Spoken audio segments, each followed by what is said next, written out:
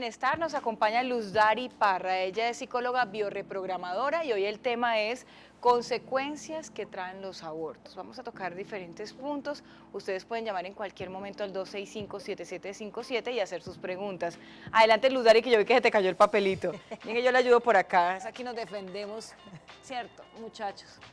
Nadie se dio cuenta. Gracias, Lina. Este por acá. Bueno, Luz Dari, bienvenida nuevamente. Muchas gracias, Lina. Qué rico tenerte acá. Vamos Bueno, a tocar un tema duro, un tema difícil, que tiene muchos aspectos, que abarca muchos puntos.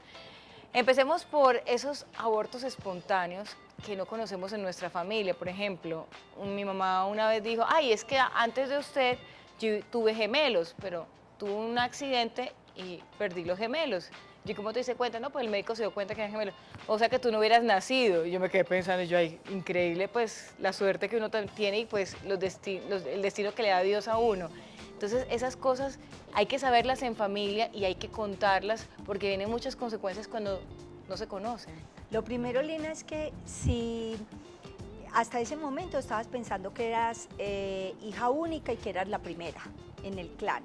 Y cuando trabajamos con psicogenealogía, con el árbol genealógico, es muy importante el lugar que ocupamos en la familia. Entonces, no es lo mismo que seas la número 1 o que seas la número 3. Porque, por ejemplo, si eso tenemos que tener en cuenta un psicólogo francés que se llamó Marc Frechet. Entonces, él fue el que habló de rangos de hermandad, el lugar que ocupamos en la familia. Entonces, si tu mamá fue la número 1 y tú eres la número 1, es posible que haya muy buena relación o lo opuesto, muy mala relación, más bien como peleitas. Entonces, el lugar que ocupamos en la familia va a determinar también con qué personas vamos a estar más o menos vinculadas y nos va a ayudar a entender nuestra historia dentro del árbol genealógico. Eso por un lado. Lo siguiente es que muchas veces las mamás no cuentan que tuvieron el aborto, bien sea espontáneo o provocado.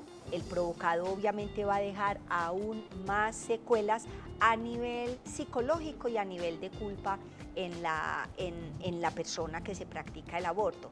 Entonces, el que llaman natural o espontáneo, si no se dice ninguno de los abortos, obviamente el que es provocado causa más vergüenza, más culpa, entonces ese es el que más se oculta. Es muy factible que las hijas de esa señora después vayan a repetir la historia y puede que las hijas no los tengan naturales o espontáneos, sino que como no saben que hay un aborto, entonces van a tener abortos provocados, ¿sí? Cuando hablamos de mujeres, obviamente entendemos que somos las que damos vida, pero ¿qué pasa cuando hablamos de hombres?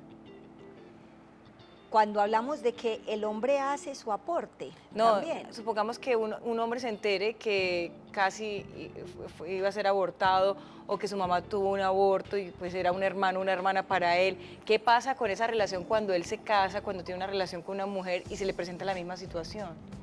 Por eso es que es muy importante saberlo, que lo sepan tanto las mujeres como los hombres.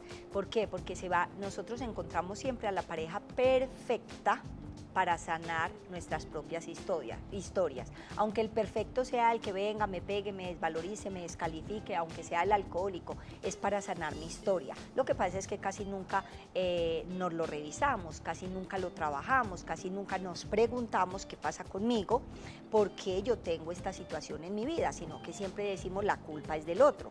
Es el otro, el que es malo, el que dice, el que hace, el que pega, el que está alcohólico, y no por qué yo atraje esta persona a mi vida. Entonces, obviamente, si es un hombre, el que la mamá tuvo un aborto antes, entonces va a encontrar una mujer que va a vivir la misma situación que vivió la mamá de él, porque es que en el árbol todo se va a manifestar.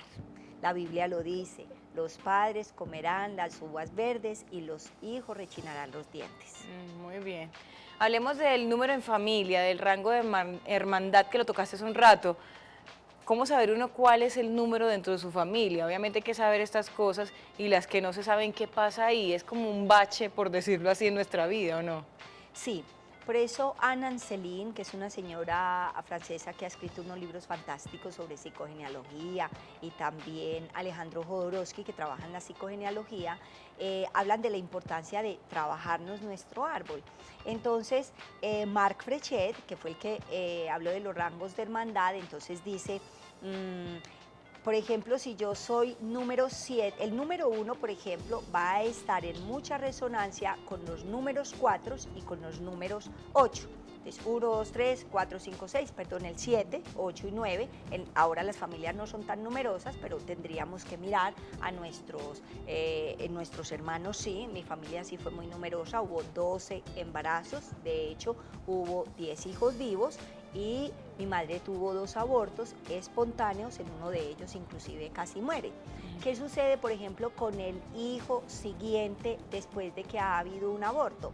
Es como si naciera o hubiera crecido, se hubiera gestado en una tumba, ¿sí? Porque el útero albergó un ser que se murió ahí. Entonces, esa personita que viene después de ese aborto natural o provocado va a tener una vida que ya está determinada desde antes de su concepción y desde antes de su gestación, obviamente. Entonces eso va a afectar también a su vida.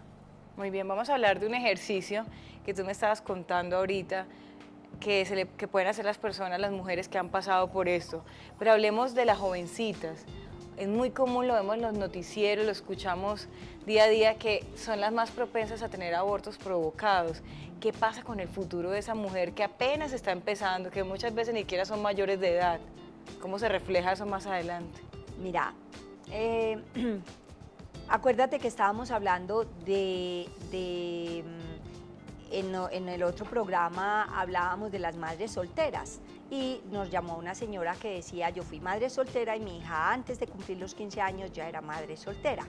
Entonces, ella quiso tener su bebé y asumió las consecuencias de todo lo que implica para una niña de 15 años el embarazarse y el tener un hijo a los 15 años, aunque nuestras madres, muchas de ellas, pues tenían los hijos a los 16, 17 años, a muchas las obligaban a casarse a los 13 años.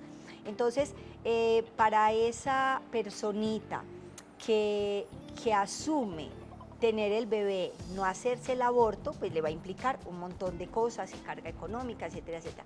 Para la que decide, no, yo voy a abortar, porque no tenía la información de que se podía tomar la píldora el día siguiente, por ejemplo, que ya es un método que es muy frecuente en las adolescentes precisamente y en muchas mujeres. Uy, tuve una relación, no me cuidé, no hubo un preservativo, etcétera, etcétera, entonces la píldora el día siguiente.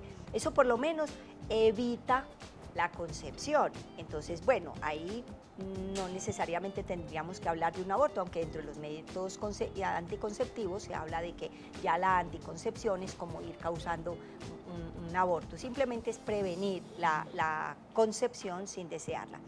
Y después, ¿qué va a suceder? Esas personitas van a tener mucha culpa. Aunque conscientemente se digan, es que no era el momento, es que yo no quería, es que inclusive a veces cuando es producto de una violación, que lamentablemente pasa tantísimo y que me encantaría que podamos hablar de ese tema pronto, o porque está empezando la universidad, por las razones que sea, entonces esa persona va a cargar con esa culpa toda la vida. Y como va a cargar con esa culpa, pues va a haber mucha energía puesta en el tema. Y por eso es que más fácil se va a repetir más adelante. Para estas personas es que es importante, les podemos enseñar un ejercicio para que hagan y sanen esa culpa que tienen. Lo vamos a dejar para la segunda parte con Luz.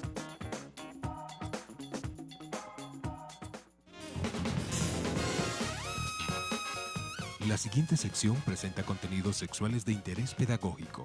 Se recomienda discreción. Los menores de edad deben estar en compañía de un...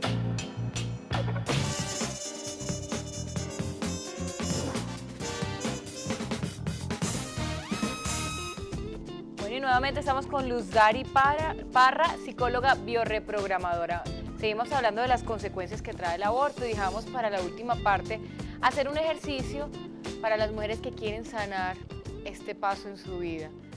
Cuando hablamos de ejercicio, ¿va para las que son espontáneos y para las que son provocados, solo para las que son provocados? Especialmente para las que se provocaron el aborto, porque son ellas las que más culpa tienen. De hecho, muchas veces cuando ha sido espontáneo, muchas veces era un hijo deseado y dejó una gran tristeza en la familia, en la mamá y en el clan. Entonces, especialmente para las que se provocaron el aborto, yo les recomiendo que hagan un ejercicio y es sentarse, hacer unas 3 respiraciones profundas, pensar, da igual si sabía o no sabía el sexo de ese bebé. Entonces se sienta, respira, se pregunta a sí misma, ¿era un niño o una niña? Y la respuesta que le llegue. Y enseguida se va a preguntar, ¿qué nombre le hubiera puesto? Inmediatamente, entonces luego escribe una carta a esa personita y con ese nombre. Y le va a contar por qué no era posible en esos momentos. Entonces, fulanito, siento mucho, en este momento para mí no eran las condiciones, yo estaba empezando la carrera, o en mi casa me hubiera matado mi papá o mi mamá, eso hubiera sido un desastre, o no tenía ninguna posibilidad económica. Contarle a esa personita en la carta lo que estaba pasando, disculparse, decir que lo siente mucho y luego si le da ganas de llorar, si siente tristeza, pues lo hace. Y cuando sienta que es el momento ya, que ya se puede despedir, que ya está bien, que se siente tranquila, que se perdona a sí misma haber hecho eso, porque importantísimo es perdonarse a uno mismo para no cargar con esa culpa toda la vida. Cuando ya sienta que se ha perdonado a sí mismo, también puede quemar la carta. Y es un gran ejercicio de perdón para no seguir cargando con esa culpa que es muy dañina y que muchas veces inclusive va a impedir que ya cuando la mujer se casa, cuando ya quiere tener el bebé, entonces no pueda embarazarse.